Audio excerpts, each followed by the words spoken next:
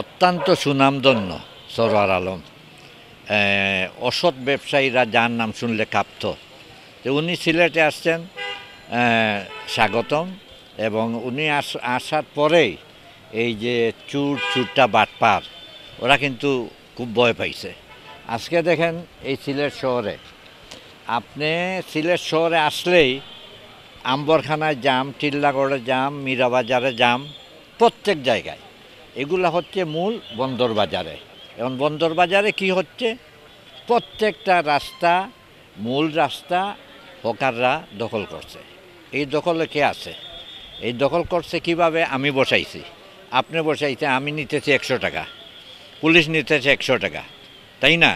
এই ঘুরে ফিরে যেই লাউ সেই কদু। 15 বছর আগে যে অবস্থা ছিল, এখন আগে ছিল 15 বছর আগে 100 টাকা, এখন হয়েছে 125 টাকা। তো এই জন্য তো দায়ী আমি আব্দুর রাজ্জাক, আমি নিতেছি হকারের কাছ থেকে টাকা।